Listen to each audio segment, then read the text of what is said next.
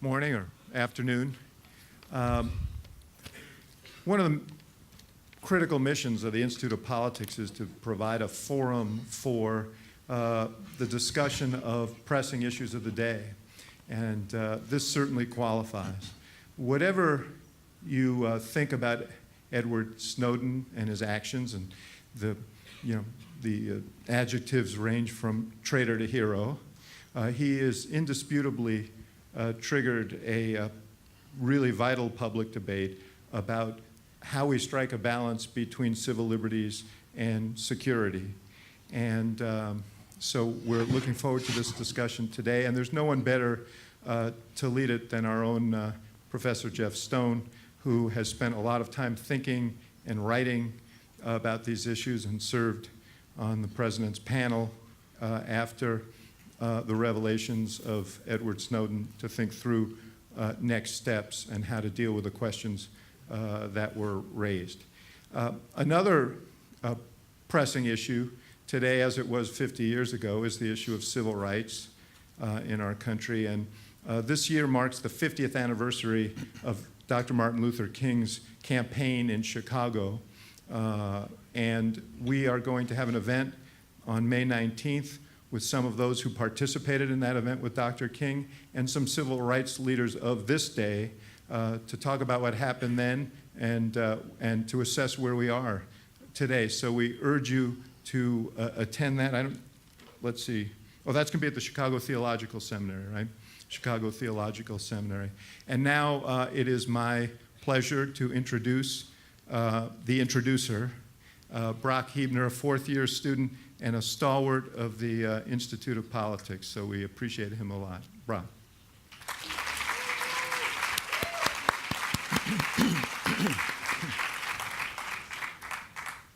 The documents leaked by Edward Snowden in 2013 exposed a massive National Security Agency program gathering vast troves of call records and internet data, both internationally and among US citizens. Since these revelations, there have been few individuals more discussed and debated, praised by some, pilloried by others. Though accused of espionage by the US government and labeled a traitor by US intelligence officials, Mr. Snowden has also been praised as a patriot and whistleblower, finishing as runner-up in Time's 2013 Person of the Year award.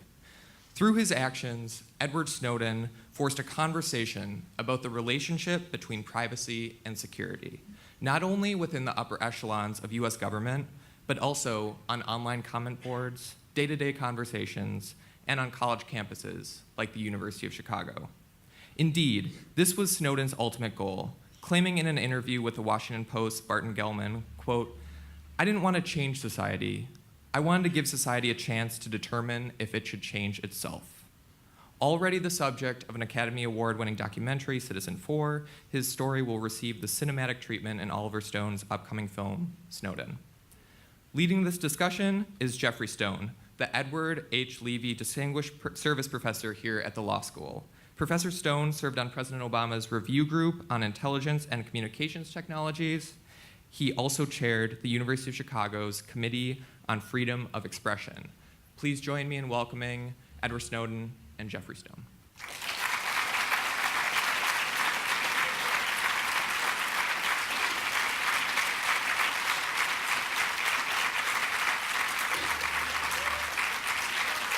Hello, Chicago. So welcome to the University of Chicago. It's good to see you again. I should tell members of the audience that we will have time for questions, so you should be thinking of questions as we proceed in our conversation. So to begin with, maybe a bit of biographical background would be useful. How did you get involved in the national security realm? What is it that led you to be interested in this? And how did you find this to be something that was a passion of yours? So I grew up for most of my adolescence in the, sorry, there's a little challenge with the audio. It doesn't appear to be gated, so we're getting feedback through some mic and I'm hearing myself. But I'll do my best to talk through it. I come from sort of a federal family. My father worked 30 years in the military. My grandfather retired as an admiral. My mother worked for the federal courts, still does. In fact, a point of irony that I have not overlooked. And when I moved to Maryland, about, say, the end of elementary school, middle school, I was in the suburbs surrounding Fort Meade. So like everyone else who eventually starts going through high school and college and looking at, what are they going to do? I saw that this was just the natural direction of my life. Now, I had always been really interested in technology, or shall I say, sort of naturally proficient with technology. But I was really influenced by the claims of government, by sort of the mythology that's grown up around our country, and of course, Hollywood. So I thought, in the midst of the lead up to the Iraq War, when so many other Americans were protesting, I actually drank the Kool-Aid and I said, I'm going to sign up for the US Army. Didn't go for the Air Force, didn't go for the Navy. I said, I want to try out for Special Forces. And they had a special program. It was very selective. You had to pass higher standards than you normally would at graduation of boot camp just to be selected for it. But I worked really hard and I got in. Now I got injured and I got pushed out. And that was a time where I really looked back and reflected on my life of what could I do? And the conversations that surrounded me were, well, you've already started on your security clearance because, of course, you enlisted in the military. So why don't you finish that up and go into technology contracting for the IC agencies? And that was where I went. I went to the CIA, where I first worked as a contractor.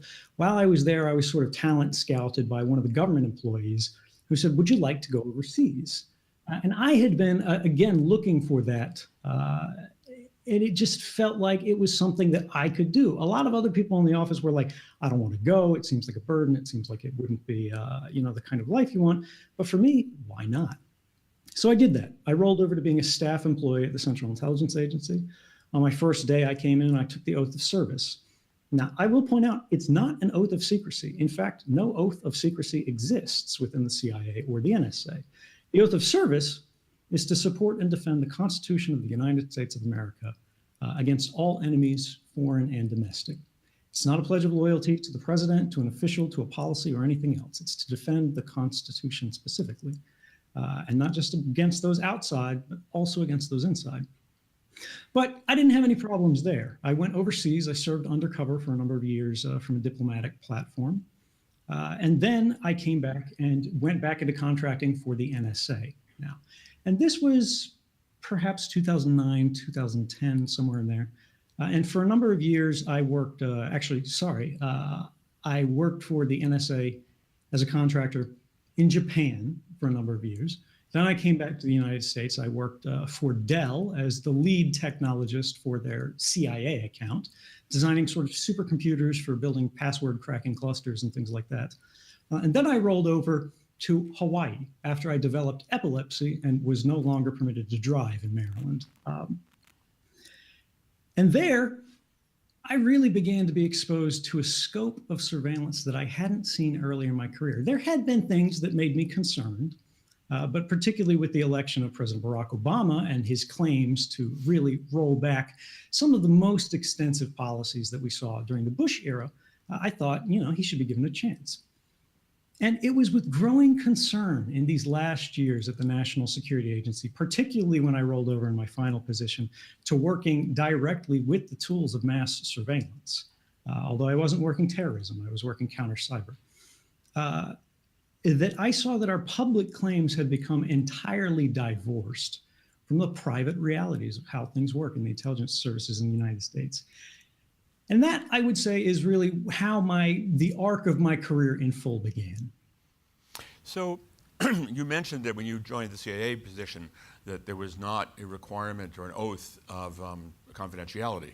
But I assume when you took the NSA position, like other contractors or employees, you were required to acknowledge the fact that you had an obligation not to disclose any classified information to persons not authorized to receive it, and were aware of the fact that there's a federal law prohibiting that. So I'm glad that you brought that up, because the thing here is that, yes, you are asked when you join the CIA as well, and of course the US military as well, if you gain access to classified information, you're required by this policy to safeguard it, and of course by some federal laws. However, it's a civil agreement, literally just a standard bureaucratic form like all of the others you fill out when you're being brought onboarded to these agencies. There are many of them. called SF-312. It's literally a standard form that the government makes everyone sign. So yes, of course, I recognized the importance of it, as did everyone else I worked with. This is a critical thing. We don't want people just taking all the classified they have and throwing it up in the air and just saying, it'll all sort out in the end. That is a very valid concern. At the same time, it is not an oath. And this is where we start to get into the challenges. What happens when your obligations that the government has itself asked you to take upon yourself are in conflict with themselves? Do you obey the oath of service or the standard form 312? So you reached a point clearly where you concluded that despite the fact that there are, as you acknowledge, federal laws prohibiting the disclosure of classified information to persons unauthorized to receive it, that it was the right thing to do to make a fairly large amount of classified information public. So I'm curious, what led you to the conclusion that was the right thing to do, and who did you consult in making that decision?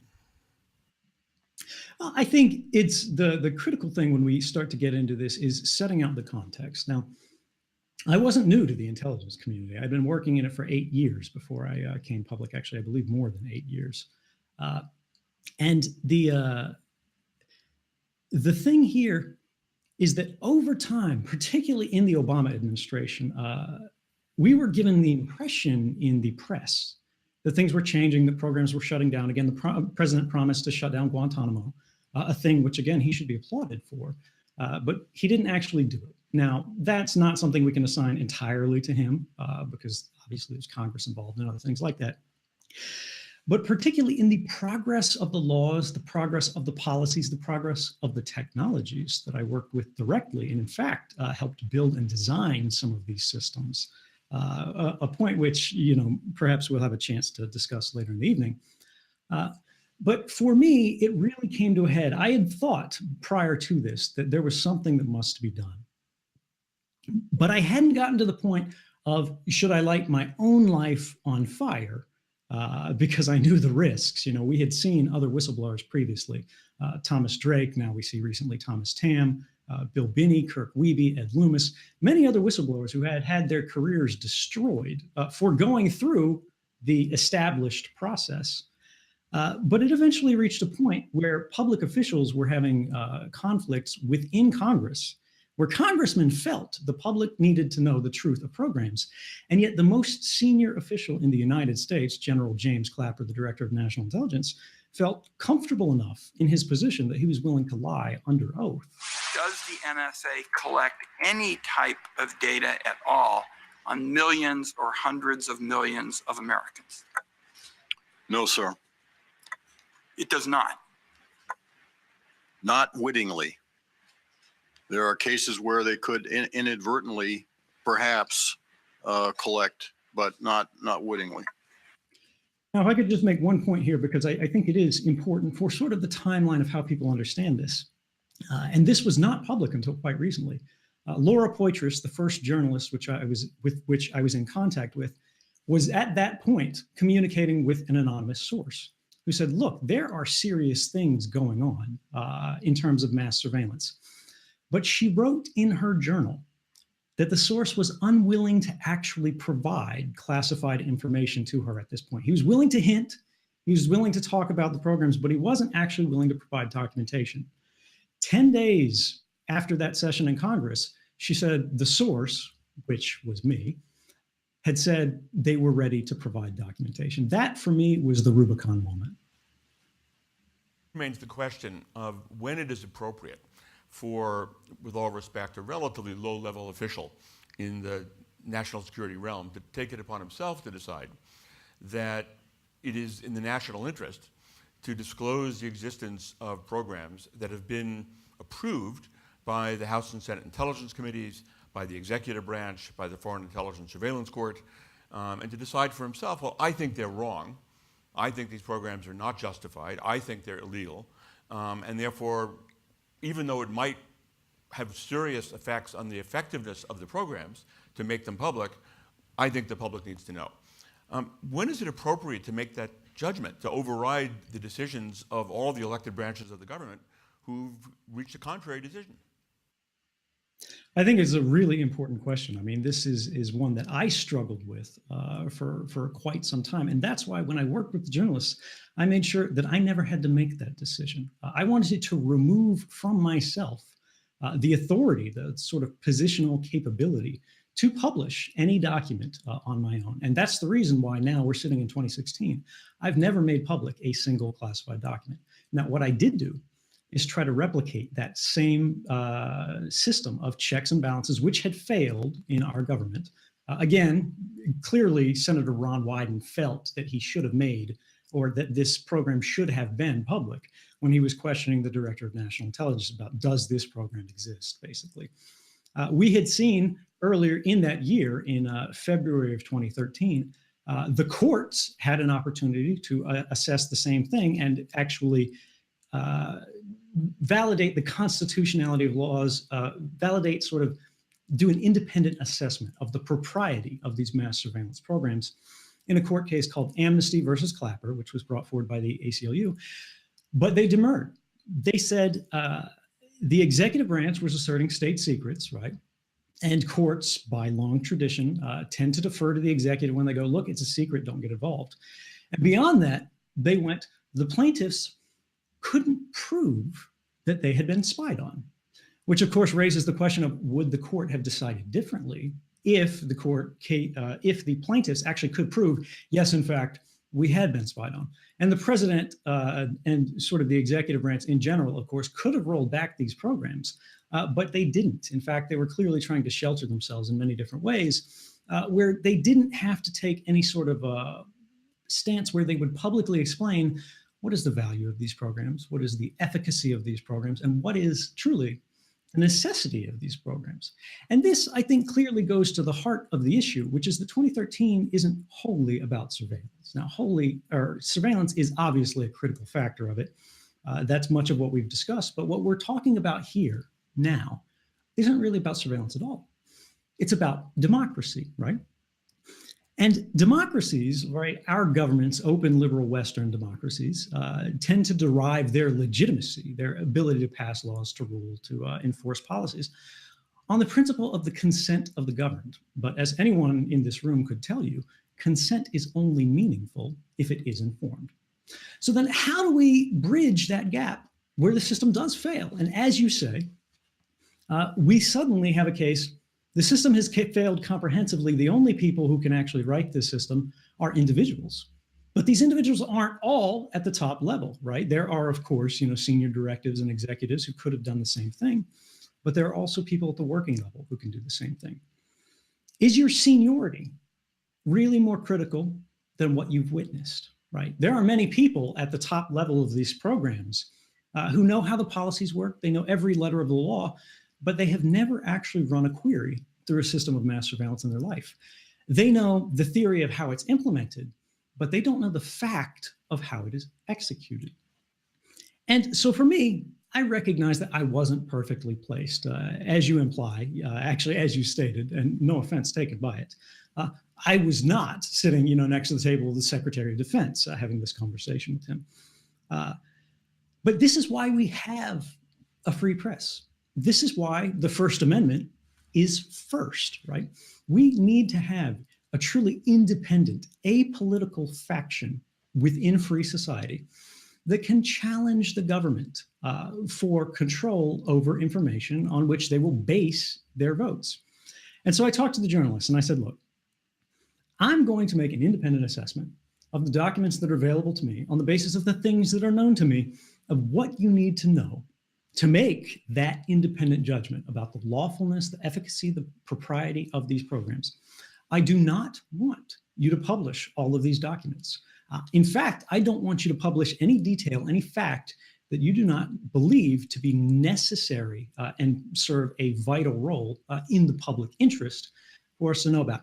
And then further, beyond this, beyond my review, beyond the journalist's review, I required them to agree that they would go to the government in advance of publishing every story and give the government sort of a almost an opportunity to do a sort of a negotiated injunction here, where the government would have the opportunity to review the documents on which they're based and make an independent assessment of would these cause specific harm to any policy, any program, or critically, most critically, any individual. And in all cases, that process has been followed to the best of my knowledge, and the government does not dispute that.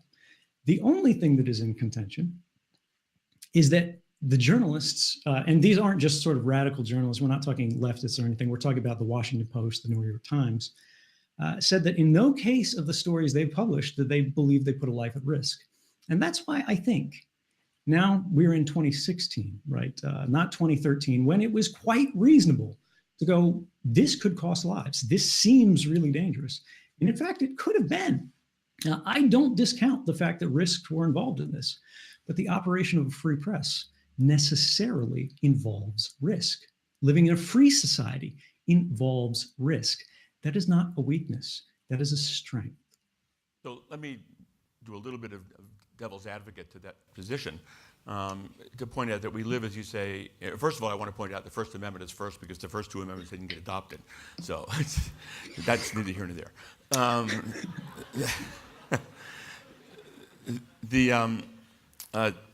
The notion of a free press is to give the press a great deal of freedom.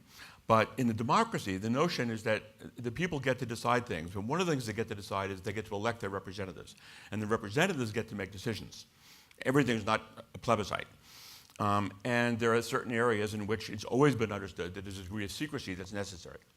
So the problem with secrecy is that on the one hand, it can quite legitimately further important interests on the part of the government.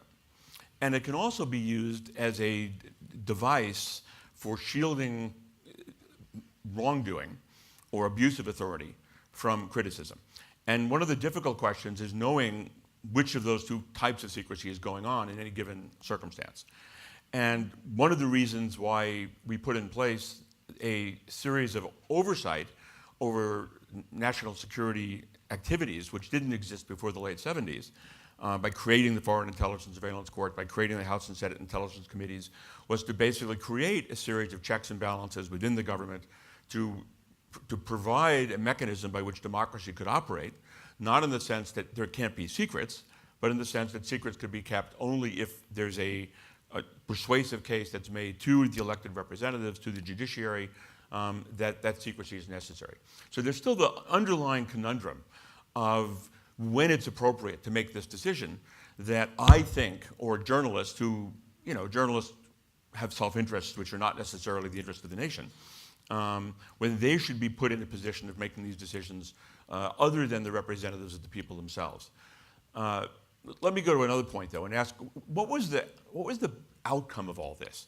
So to what extent, in your view, has the law changed about these programs in ways that you think solve the problems or address the concerns that motivated you in the first place to disclose this information?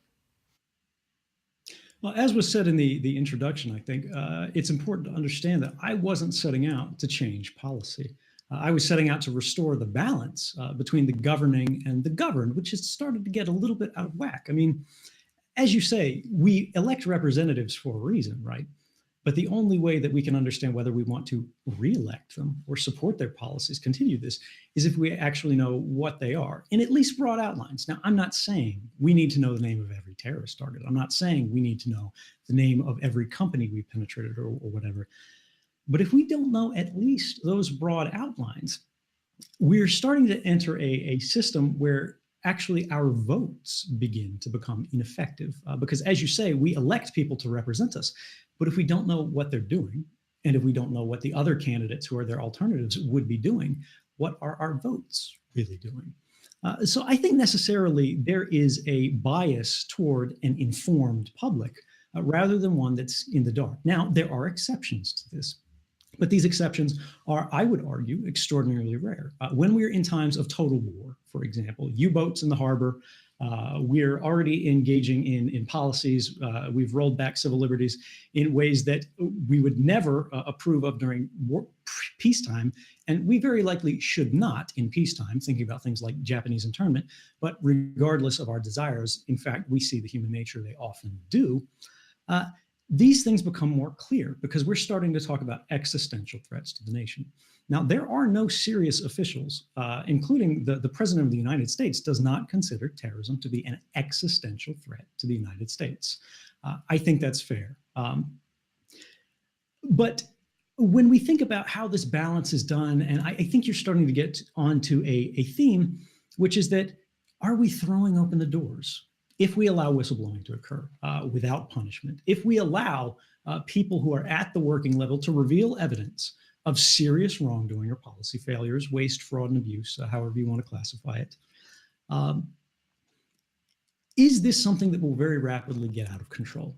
Will there be sort of an anarchic rise of all of these low-level employees whenever a policy decision is made, saying, I don't agree with that, I don't agree with that, I'm running to the newspaper, and things will fall apart? Well, I would argue the record shows that's not likely. Because let's look at the case in the status quo today.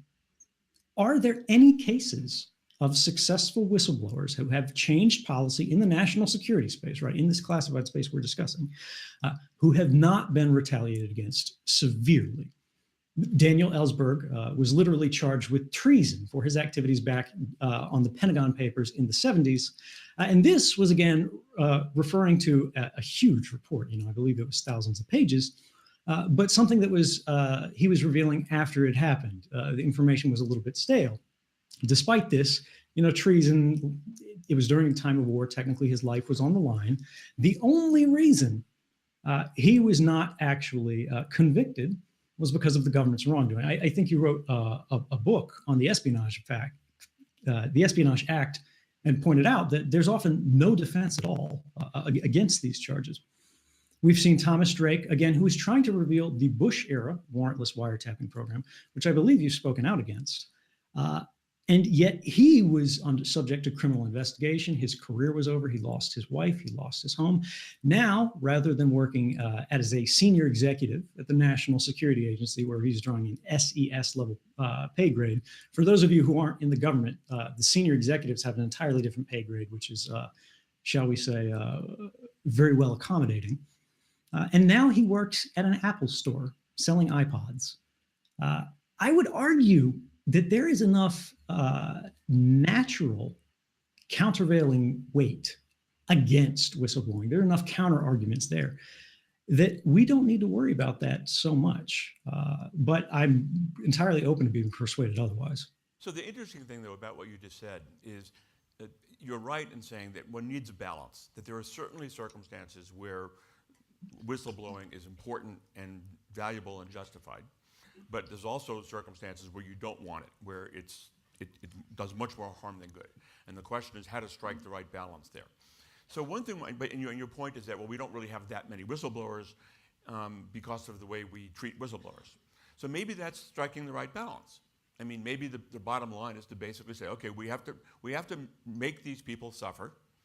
Some people will have enough integrity, as arguably you do, to say, I'm willing to pay the price, because I think that's important for the nation, and they will blow the whistle on things. But if you make it painless, then you may wind up with having all these Tom, Dick, and Harrys doing it in situations where it's actually much more harmful than beneficial. So maybe we're doing it right at the present time.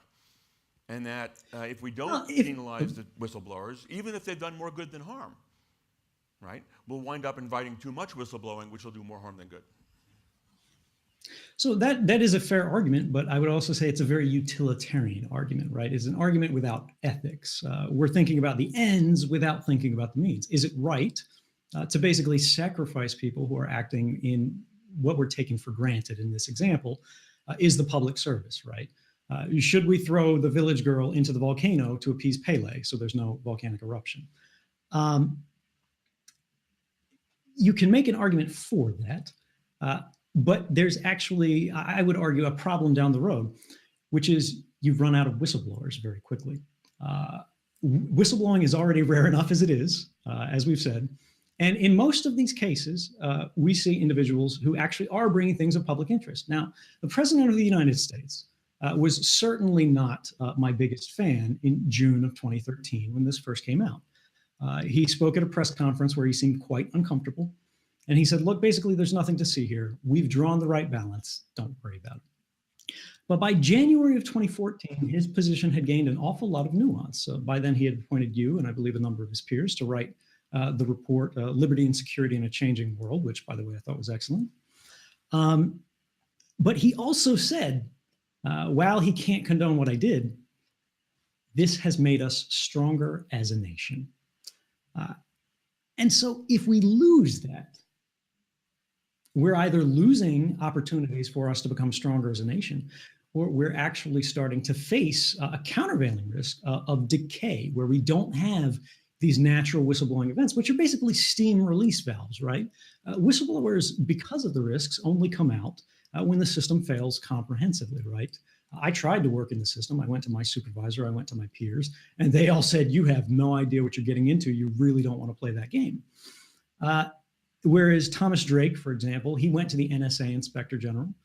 He went to the Department of Defense's Inspector General. He went to the NSA's Office of General Counsel, I believe, and he went to Congress. He did everything right. And yet they absolutely destroyed his life anyway. And I think to contextualize this is key. For a moment, I'd like you to put yourself in the position of a whistleblower, right?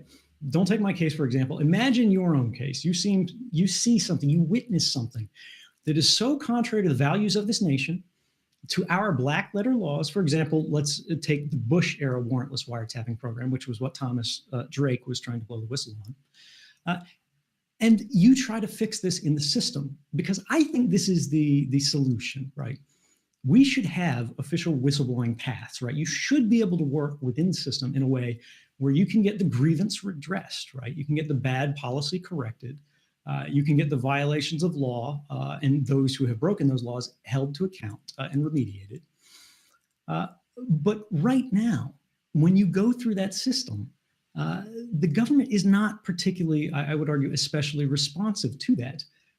The lawyer, the deputy general counsel, right, the number 2 lawyer at the NSA, who Tom Drake came to his complaints with, said this. He came to me, someone who was not read into the program, and told me that we were running amok, essentially, and violating the Constitution.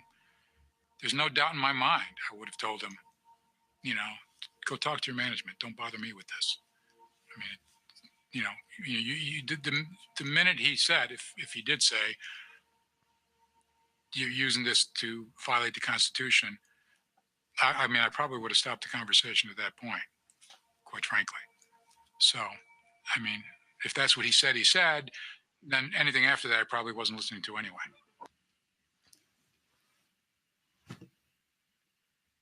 I take it what he meant by that, I hadn't seen that before, but I would take it what he meant by that was we weren't violating the Constitution. And we thought about this. We have lawyers looked at it. They said it was okay. So somebody comes and complains to us about it. I know better. So that's how I would interpret what you just showed there, which is not necessarily wrong. I mean, but that's entire. Yeah, I didn't like that program either, but that sounds to me like what he's saying. You're absolutely right. There's a much greater need in the system for review and checks and balances and so on than existed in the past and that exists at the present time. And there's also clearly a need for better avenues for whistleblowers to bring their concerns to the attention of people who have the authority to act upon those concerns within the system. And those are real failings that continue to exist. But I do want to go back to the question I asked earlier, which is, have the changes that have occurred in the laws as a result of your disclosures, in your view, made a real difference? Or are they just pretty much window dressing? No, absolutely. I mean, we've seen the very first law restricting the powers of the intelligence community rather than expanding them passed in the wake of these. Now, again, these are the programs that everyone was defending in June of 2013, including, I believe you. This is, again, no disrespect, but it's just to show that even individuals such as yourself, who have come down very strongly throughout their history on the side of civil liberties, no one would say you're sort of an agent of the state or anything like that, were persuaded. You said, there's nothing in these programs that we've seen that's illegal, that's unconstitutional. But since then, when we got that extra layer of review, right, once we take that NSA Deputy General Counsel who goes, look, I don't have time for this, I'm not going to listen to this, because we've already looked at this as lawyers, right? We're not just brushing this off. We've said, all right, this is constitutional. What about the independent review, the review that comes from the courts? Now, so again, in February of 2013, Amnesty versus Clapper got flushed from the courts. But in 2014, we saw the same cases that had been brought forward again by the ACLU because they were a customer of Verizon Business, who was subject to that very first document that was revealed. Get them into the courts, and on appeal, they won. We had other judges who said these programs were illegal. They were likely unconstitutional. They were Orwellian in their scope. And of course, we had counter from other courts and things like that. But suddenly it begins to percolate up to the Supreme Court, where we get an actual matter of vital public importance. You know, this really shapes the relationship between the public and the government. Answered in what one would believe would be the traditional American sense. Because as you say, right, we've got the executive branch of government that's saying, look, we looked at these policies, we're comfortable with them. Fair enough. But that's not what the whistleblower is necessarily coming forward to do, right? They need to get this addressed by the whole of government. And ultimately, I'm no lawyer. You're the professor here. I was raised to believe that when we have those major cases and controversies, it is the courts that should be able to decide upon these. But the courts increasingly, because of sort of the overclassification problem, the reflexive assertion of state secrets privilege, they do not get to weigh in on these matters of what would be sort of critical public importance. And I would wonder, you know, is this perhaps, would you consider this to be another method of getting these controversies answered in a safer or more internal way, where we get public advocate organizations like the ACLU or others who can actually go before courts and get these things answered in a way, create some sort of procedure where, rather than the government saying, you know, courts don't have an answer or can't have any involvement in this all, except the rubber stamp FISA court that in 33 years said no only 11 times out of 33,900 requests. If we could get a real court, a normal court out there, an open court, that even in careful ways, you know, providing opinions in careful ways, could get to the heart of controversies without requiring individual employees to put themselves on the line like that. So perhaps ones who are not qualified or make the wrong call. To the audience about the real regular courts, and the FISA court. Historically, the problem with having real courts, regular courts, deal with issues of national security is that those courts don't have clearances for access to top secret information. Their law clerks, their messengers, their secretaries, their facilities are not made for that. And so you can't actually have them address issues that are meant to be classified because they're not capable of handling the security issues. So in Congress in 1978 created the Foreign Intelligence Surveillance Court, which was a special court consisting of regular federal judges who serve on a rotating basis within the national security realm, who act as regular judges for the purpose of being able to rule on the legality or constitutionality of secret programs. And it's the Foreign Intelligence Surveillance Court that is meant to serve that function. And one of the questions that Mr. Snowden raises is whether the court has actually served that function effectively. And I think there are legitimate questions about whether that's so. Let me ask you this. In what circumstances would you come back and face charges? So I've already said from the very first moment that if the government was willing to provide a fair trial, if I had access to public interest defenses and other things like that, I would want to come home and make my case to the jury. But as I think you're quite familiar with, the Espionage Act does not permit a public interest defense. You're not allowed to speak the word whistleblower at trial. That was in the case of Thomas Drake. And it's this kind of thing where, you know, it's a very popular criticism, right? That I think many people would innately understand and feel is reasonable, right? Why don't you face the music?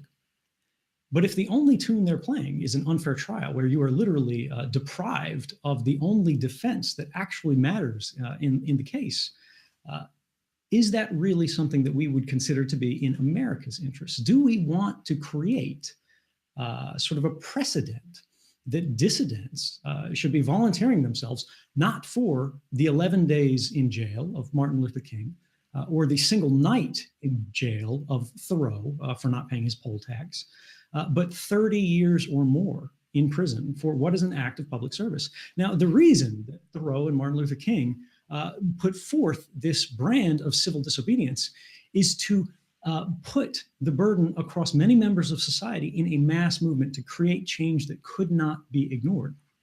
If all of the weight is borne by a single individual, right, you can't build a mass movement because the first one to step forward is put in jail forever. What you're saying is unless you can make the case to the jury that I was justified in doing this, and there is a defense of I was justified in whistleblowing, that you wouldn't come back.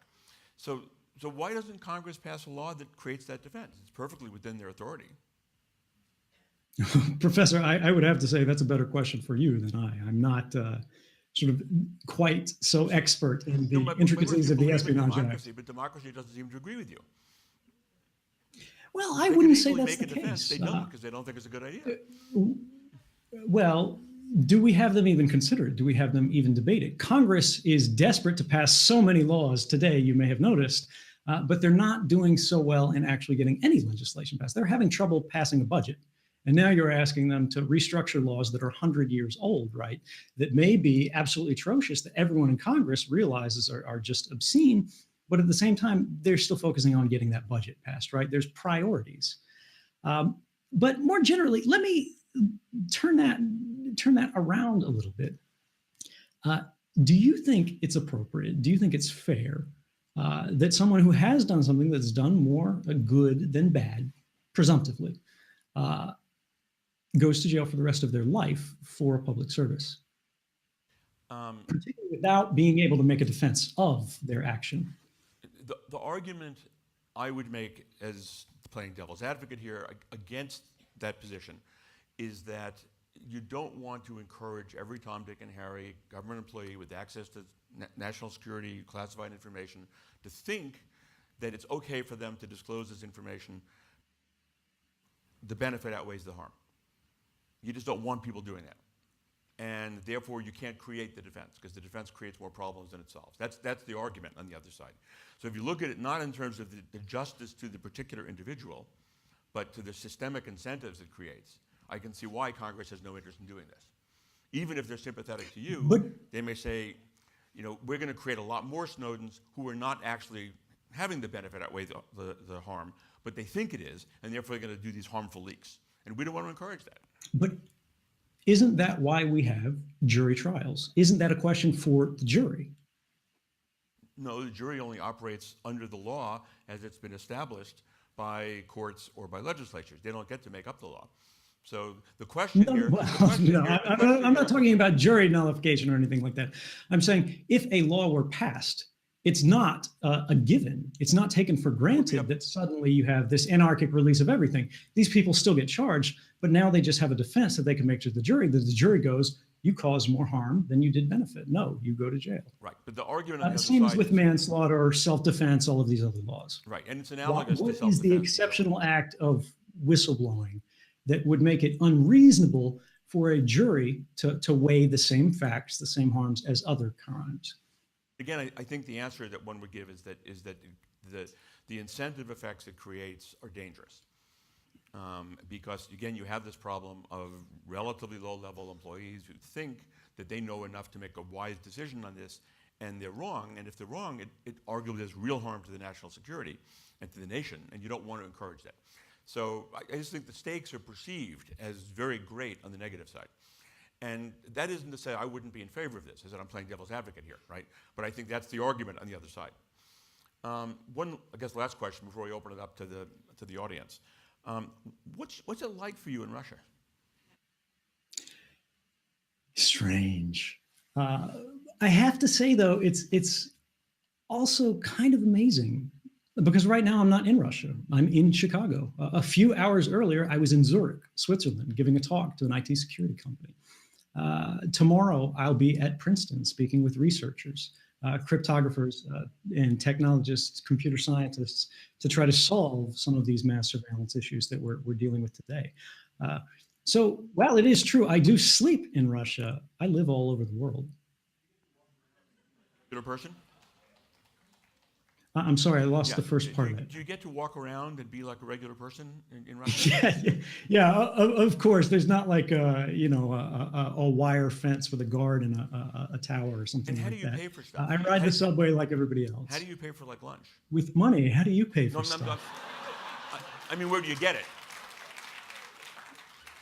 I get paid to speak at many of these events, and I provide paying an enormous we portion of paying it. I don't know. That would be a question for Okay, Ben. I'll let you pass on that. But That's a I secret. believe this That's is a an secret. We unpaid gotta event, respect that. particularly, right? Particularly because you and Mr. Axelrod, I believe, who were. Thank you, by the way, for arranging this talk. Mr. Obama might not be excited to hear that you are arranging paid talks on my behalf. Well, with this, let me invite. But there actually, before we go to the audience, there was one other question I wanted to go to you on because you've got a lot of expertise here. That I've thought about this before, and it's fascinating. So the premise that you put forth for the Foreign Intelligence Surveillance Court, and this is not contested, is that we couldn't trust normal judges with it because they're not placed to handle sort of this sensitive information. But is the fact that we're actually monitoring this specific terrorist, they're creating this specific plot, we want to thwart it here or there, more sensitive, or even sensitive in a particularly different character, than it is for the police or the FBI to go to a normal judge in an ordinary court and say, we are tracking a serial killer who we think will kill again, or we're monitoring this burglar or this organized crime figure and things like that. Courts have handled extraordinarily sensitive material for hundreds, perhaps thousands of years. What is it that makes this so different? And is it really different? Or do we take it for granted that the bargain we made in the 70s and have now tried out actually hasn't worked out, and maybe we should restructure it? The assumption, I think, is that in the national security realm, where you're dealing with international relations and you're dealing with much higher stakes than in domestic criminal conduct, except in very rare circumstances, is that there's a need to keep secret your investigative methodologies and surveillance techniques, because if they're known, people can circumvent them. I mean, that's the key argument. The key argument is that if people know what we're doing, it's not just our American citizens who know it, but it's the targets of the surveillance. And once they know it, they can avoid it, and then we lose the information, and then we have terrorist attacks. And how true that is a fair how true that is, but that's the argument. That's I think the concern. The danger, just to go back to the point I made earlier, the danger is that that's not really what's going on.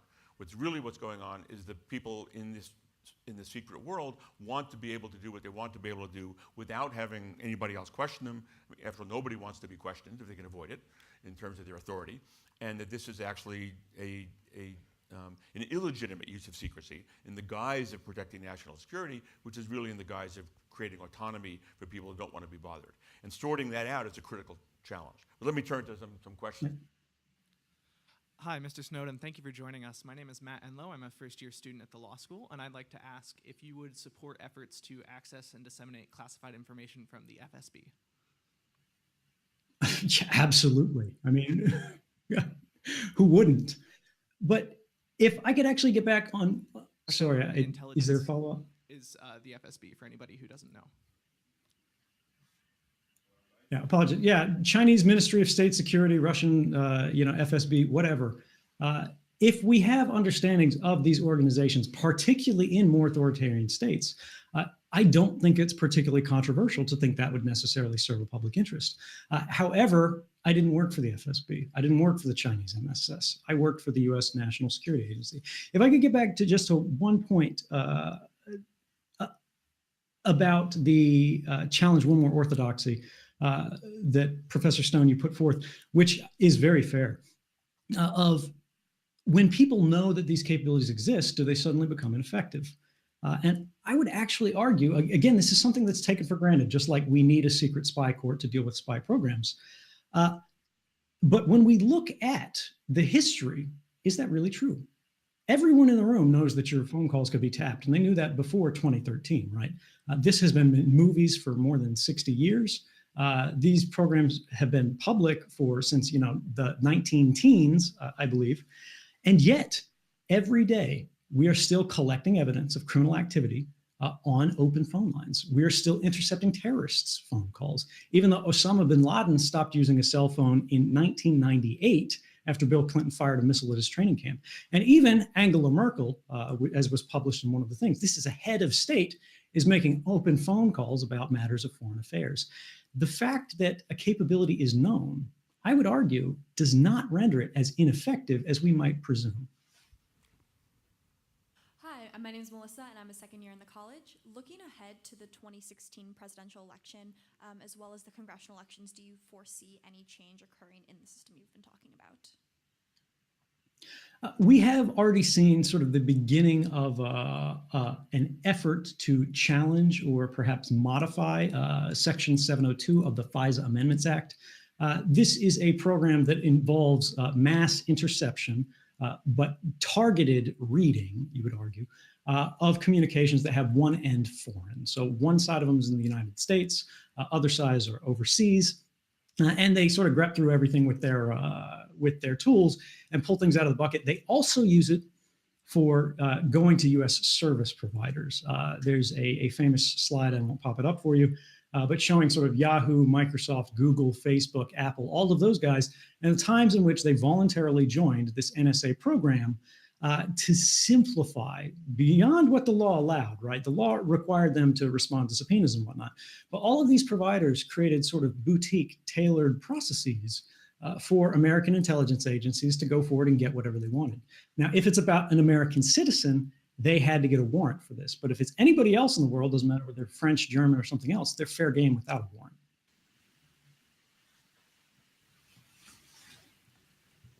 Hello, Mr. Snowden. Thank you for being in Chicago today, so to say. My name is Nico. I'm from Berlin, Germany, and I remember in 2013, your leaks and all these stories about the NSA have been on the news in Germany and in Europe generally for months. And I would say a large majority of the public there knows your name, and even more people are informed about the NSA surveillance systems. However, in the United States, I've talked to people, even on this very campus, that have never heard your name or are even aware of NSA surveillance. So how do you explain, or what's your take on these discrepancies between Europe and the United States? So something, I mean, this is a really complex question. I'm not best qualified to answer it, but if you ask me to speculate on why that is, we have a broadcast media body in the United States that's very politically charged, it's very hyper-partisan, that goes in one way or another. And they pick narratives and they run with those narratives and they go with them. Whatever sort of draws the most viewership and doesn't destabilize sort of their commercial incentives. When we look at the portion of the United States public that gets the majority of their news online, we've seen polls that show they have greater familiarity with the NSA revelations and things like that. I imagine this correlation also exists overseas, but countries that were not the United States didn't have the same hero versus traitor ratings grab available to them, because for them, of course, they're not Americans. They don't care about that. They don't see that as an issue at all. They're only focused on what is the public interest of this information. Whereas sort of the traditional broadcast anchors in the United States, they found, and we've seen this, I mean, I did an interview with Brian Williams where their whole lead was to do an online poll at the same time of hero versus traitor, hero versus traitor. They were not so interested in dealing with the controversies as they were with actually making their product, which is, you know, whether it's a news product, it's an entertainment product, whatever, it is very much a business. Hi, Mr. Snowden. I'm Mark. I'm a first year in the college.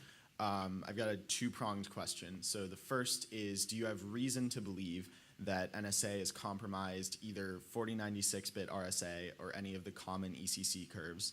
And for the rest of the audience, what are the consequences if or when NSA breaks strong encryption? So the gentleman is referring to common encryption algorithms that are seen as very strong today. One of them is the one that's typically used by, for example, GPG communications. And as of the time I was at NSA, it was not broken. And the NSA doesn't even dispute this. I believe that as a form of asymmetric encryption using the RSA thing, once we start to get quantum computers, that are actually effective in quantum algorithms that work on the search space, it'll reduce the security of it by half. It won't break it entirely. It won't break it immediately. I could be wrong here. I'm not a cryptographer. Hopefully someone in the room is, and you guys can meet after. But the second one about elliptic curves, there are real questions about how some of the elliptic curves, again, for those in the room who are not mathematicians, this is a very difficult math problem that we basically use to protect your information. If you can't solve the math problem, you can't read what people were doing. And the way we make this work for encryption is we just share the answer to the problem between the people who should be able to read it. Anybody who doesn't have the answer, right, who can't cheat on it, the problem's just too hard to work through. Some of these sort of initial seed values, we don't know how they were generated. So we have alternative curves called like nothing up my sleeves curves that were created in response to some of these concerns. So there are choices there. But in general, we have seen the NSA make efforts to break or weaken cryptographic algorithms and information security processes in products and services that are used in the United States. And this does expose us to a lot of risk. But we have a growing cohort within government and those who sort of support government and write reports on their behalf or share their expertise, such as Professor Stone here. And I think people in the room should give him credit for his report, where I believe, Professor Stone, correct me if I'm wrong here, you recommended in your 46 recommendations for the United States government in response to these revelations that the NSA not weaken encryption standards. And in fact, they work to increase the security of them. Is that correct? That's correct, absolutely.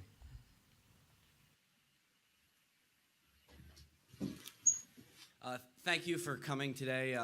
My question is about what's your reaction to third-party portrayals of your story, whether it's Oliver Stone's forthcoming movie or my favorite, John Oliver, coming over, equating your leaks to pictures of genitalia. What's your reaction to that? Did you expect to become a celebrity in this way?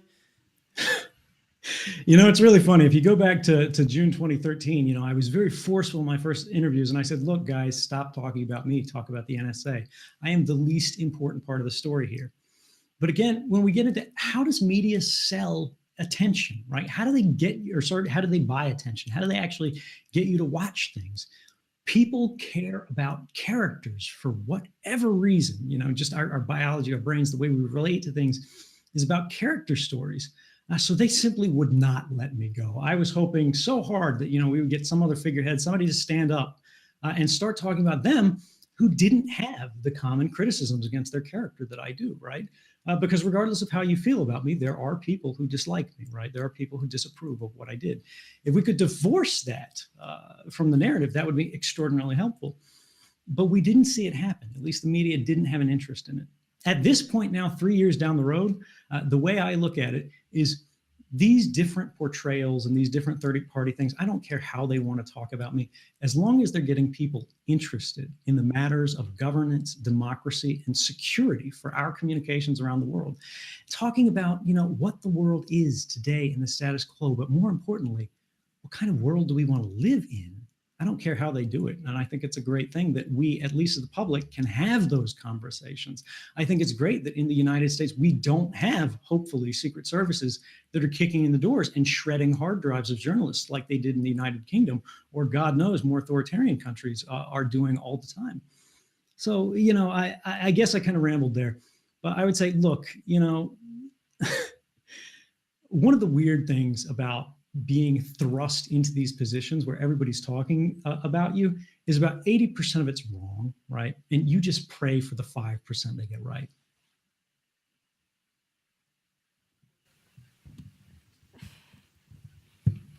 Hi there, I'm Lily. I'm a first year in the college. So I found it very interesting that in a recent article you wrote, you encourage people to whistleblow only if they feel like it's a right moment. So how do people know when it's the right moment, and how much of the attention you received in 2013 would you attribute to good timing? That's a really good question. In fact, I think I missed my moment. I think had I had a better understanding of these programs earlier on, had I understand sort of the nature of that Senate Intelligence Committee relationship with the Director of National Intelligence, where he was totally comfortable, you know, giving false testimony when he had sworn an oath. I should have come forward when people could have actually talked about this during the election. But at the same time, it has worked extraordinarily well. Ultimately, the fact that so many people do know about this, and the fact that our government has changed its policies, its positions comprehensively across the board. Again, prior to June 2013, everybody was defending these programs, everybody was supporting these programs without change. Since then, we've seen the president put forth new changes, new executive orders. Again, they're not the reform we need, but it's a start, right, which is important. We have seen the Congress pass new laws in response. We have seen the courts consider these questions. We have seen consider these questions and, again, actually find these laws unconstitutional, saying they had never been authorized by statute from the beginning of their operation. We have seen the United Nations declare mass surveillance of exactly the character we've been discussing today. And of course, this is not specific to the United States. This is a global problem. We're dealing with this in many countries. Is a violation of human rights.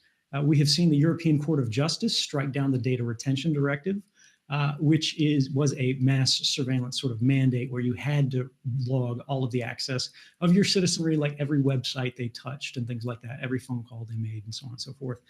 And it just goes on and on and on. I mean, I can't actually give these things with the times that we have available. But more than anything else, we know about it, right? Not everybody has to care about every issue, right? Not everything is the most important thing in the world, but the fact that we can assess these for ourselves, we can make informed decisions about how we want to communicate, how we want to protect against the sort of depredations of people using groups who have access to these technologies. And also, ultimately, what we want to advocate for, what we want to campaign for, the kind of candidates that we want to support to actually get the kind of reform we need when we cast our vote. That's a win. I apologize. It looks like you've lost my video feed, so I'll go on audio. Okay.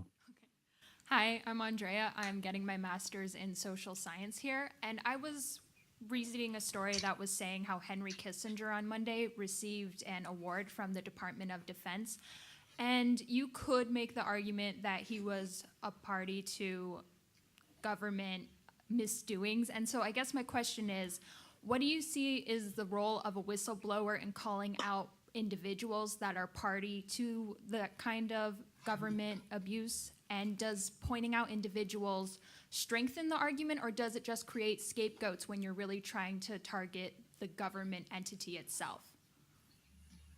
Well, actually, if I could defer this one to you, Professor Stone, at least for a first take on it, given that you have the concerns about how this grows into a practice and the potential concerns, how would you feel about that? I am embarrassed to say that I've been looking at the screen and trying to figure out when the picture is going to come back, and I did not listen to the question. I apologize. No, I feel like a student in class who just got called on when I was looking at my iPhone. Okay. We all have a finite amount of attention, right? Could you repeat the question for the professor? Can you repeat it? Yeah. No problem. Basically, when a whistleblower comes forward, what do you see as their role in pointing out individuals that are party to the system? Does it heighten by creating examples and really making it tangible for individuals, or does it seem to undermine the entire system that whistleblowers are trying to point out by creating a scapegoat? The scapegoat meaning other people they identify? More that the government can point to an individual's wrongdoing than taking responsibility that the whistleblower is trying to point out. So I guess the question is, to what extent does the focus on the issue of the whistleblower divert attention from the substantive question that's been raised? So we're all sitting here today talking with Edward Snowden about Edward Snowden. If we had an event today about the substantive issues that Mr.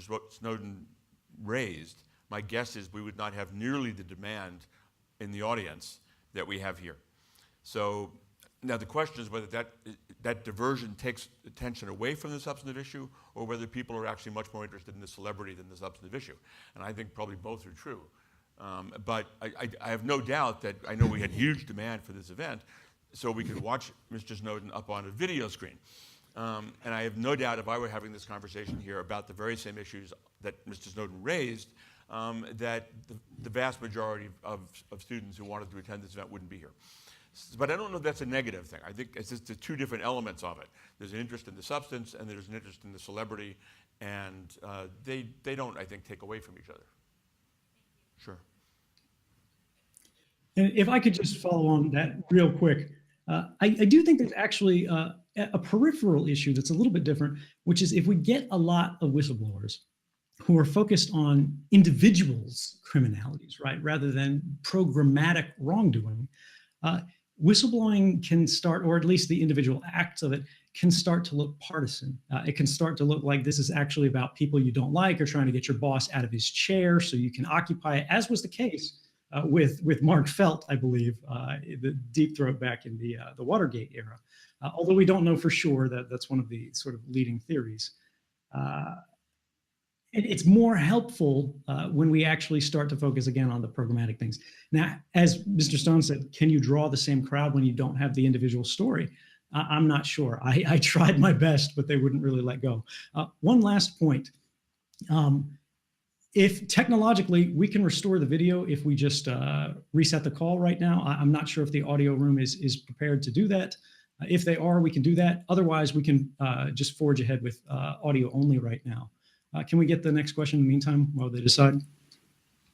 Hi, Mr. Snowden. My name is Isabel Dybel. I'm a first year in the college, and my question actually works nicely with that last point you were making. I'd like to talk about the path that you mentioned a little bit earlier for whistleblowers in the government.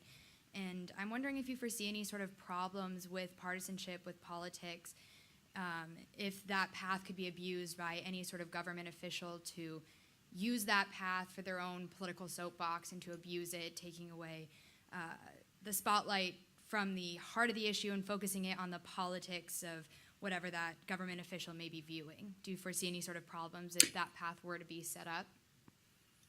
Yeah, so this creates actually, or starts to get at a very serious problem, which has not been discussed at all publicly in any substantive way, at least in the open side.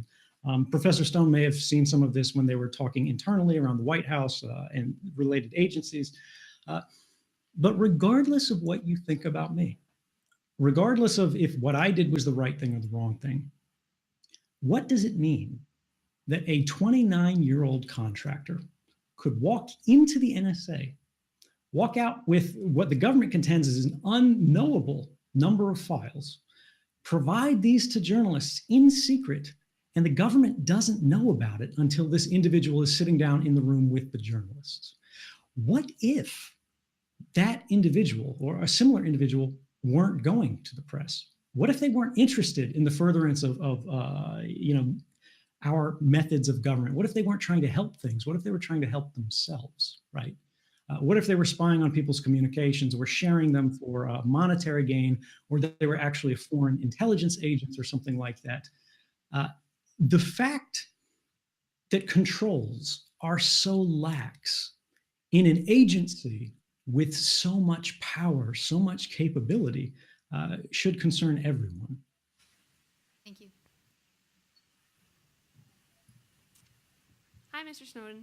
My question has to do with, earlier one of the questions mentioned that there's a possibly surprising level of unawareness of your name and your leaks in the US. And earlier we also touched upon the interest of in the contents of these leaks, about whether people would show up at events if the leaker wasn't a celebrity, somewhat of a celebrity. So I also noticed that even among people who are aware of the massive level of interception of information and communications, a sort of apathy towards the content of these leaks, despite their gravity. So I was wondering if you expected that sort of reaction to your leaks and why you think that is. So I pretty famously talked to the journalists, for those who followed the story, and said, I was pretty confident this was going to be a 3-day story. It was going to be on the front page, there was going to be reaction the next day, and then there was going to be some commentary the next day, and then they were going to move on. Nobody's going to be talking about it anymore. The response that we have gotten has so far outpaced any reasonable expectations, right? There has been so much interest in this topic. There has been so much that people want to do to try to address these problems, real or perceived, in terms of the mass surveillance of the American people, and of course, those overseas to a much greater extent. Now, at the same time, what you read as apathy, I think it comes down to what is the origin of that? Because I don't think you're wrong in seeing that a lot of people, give a shrug at it.